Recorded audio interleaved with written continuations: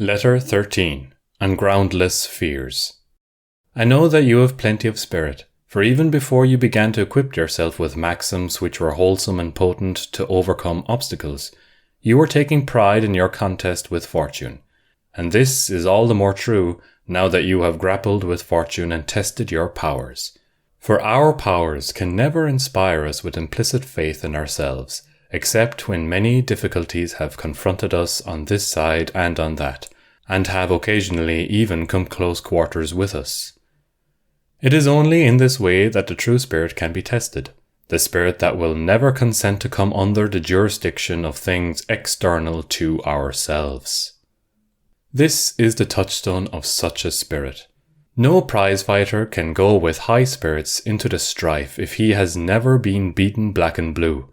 The only contestant who can confidently enter the lists is the man who has seen his own blood, who has felt his teeth rattle beneath his opponent's fist, who has been tripped and felt the full force of his adversary's charge, who has been drowned in the body, but not in spirit, one who, as often as he falls, rises again with greater defiance than ever.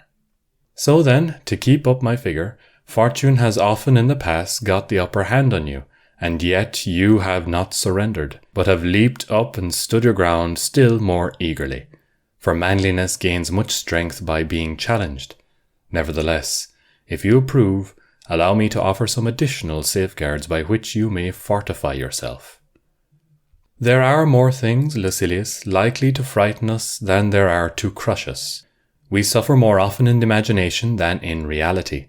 I am not speaking with you in the Stoic strain, but in my milder style, for it is our Stoic fashion to speak of all those things which provoke cries and groans as unimportant and beneath notice. But you and I must drop such great-sounding words, although heaven knows they are true enough.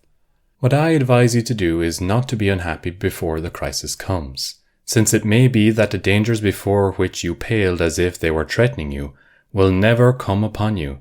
They certainly have not yet come. Accordingly, some things torment us more than they ought, some torment us before they ought, and some torment us when they ought not to torment us at all. We are in the habit of exaggerating, or imagining, or anticipating sorrow.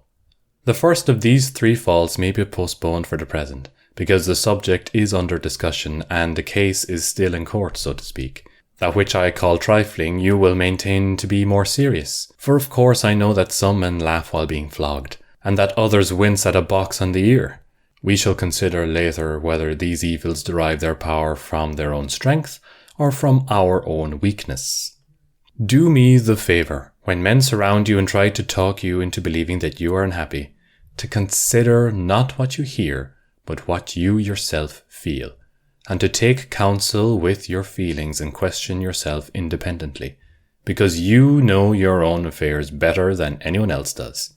Ask, is there any reason why these persons should condole with me? Why should they be worried or even fear some infection from me, as if troubles could be transmitted? Is there any evil involved, or is it a matter merely of ill report rather than an evil? Put the question voluntarily to yourself. Am I tormented without sufficient reason? Am I morose? And do I convert what is not an evil into what is an evil? You may retort the question, how am I to know whether my sufferings are real or imaginary? Here is a rule for such matters. We are tormented either by things present or by things to come, or by both. As to things present, the decision is easy. Suppose that your person enjoys freedom and health, and that you do not suffer from any external injury. As to what may happen to it in the future, we shall see later on. Today there is nothing wrong with it. But, you say, something will happen to it. First of all, consider whether your proofs for future trouble are sure, for it is more often the case that we are troubled by our apprehensions, and that we are mocked by that mocker, rumour, which is wont to settle wars, but much more settles individuals. Yes, my dear Lucilius, we agree too quickly with what people say. We do not put to the test the things which cause our fear. We do not examine them. We blench and retreat just like soldiers who are forced to abandon their camp because of a dust cloud raised by stamping cattle, or are thrown into a panic by the spreading of some unauthenticated rumor. And somehow or other, it is the idle report that disturbs us most, for truth has its own definite boundaries. But that which arises from uncertainty is delivered over to guesswork and the irresponsible license of a frightened mind. That is why no fear is so ruinous and so uncontrollable as panic fear. For other fears are groundless, but this fear is witless. Let us then look carefully into the matter. It is likely that some troubles will befall us, but it is not a present fact. How often has the unexpected happened? How often has the expected never come to pass? And even though it is ordained to be, what does it avail to run out to meet your suffering? You will suffer soon enough when it arrives.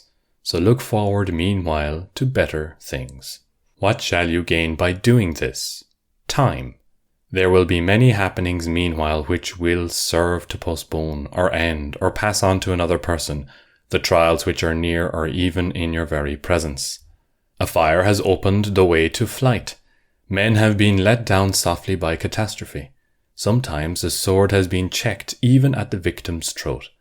Men have survived their own executioners. Even bad fortune is fickle. Perhaps it will come, perhaps not. In the meantime, it is not. So look forward to better things. The mind at times fashions for itself false shapes of evil when there are no signs that point to any evil. It twists into the worst construction some word of doubtful meaning, or it fancies some personal grudge to be more serious than it really is, considering not how angry the enemy is, but to what lengths he may go if he is angry. But life is not worth living. There is no limit to our sorrows if we indulge our fears to the greatest possible extent. In this matter, let prudence help you and contend with a resolute spirit even when it is in plain sight. If you cannot do this, counter one weakness with another, and temper your fear with hope. There is nothing so certain among these objects of fear that is not more certain still that things we dread sink into nothing, and things we hope for mock us.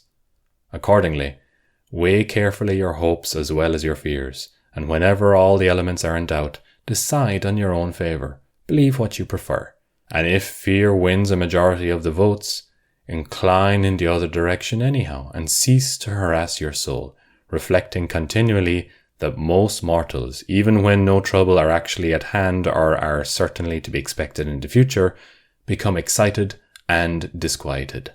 No one calls a halt on himself when he begins to be urged ahead, nor does he regulate his alarm according to the truth. No one says, the author of the story is a fool, and he who has believed it is a fool, as well as he who fabricated it. We let ourselves drift with every breeze. We are frightened at uncertainties just as if they were certain. We observe no moderation. The slightest things turns the scales and throws us forthwith into a panic. But I am ashamed either to admonish you sternly or to try to beguile you with such mild remedies. Let another say, perhaps the worst will not happen. You yourself must say, well, what if it does happen? Let us see who wins.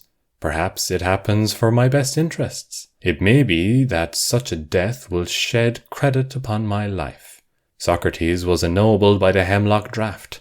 Wench from Cato's hand his sword, the vindicator of liberty, and you deprive him of the greatest share of his glory. I am exhorting you far too long, since you need reminding rather than exhortation. The path on which I am leading you is not different from that which your nature leads you. You were born to such conduct as I describe. Hence there is all the more reason why you should increase and beautify the good that is in you. But now, to close my letter, I have only to stamp the usual seal upon it. In other words, to commit thereto some noble message to be delivered to you. The fool, with all his other faults, has this also. He is also getting ready to live.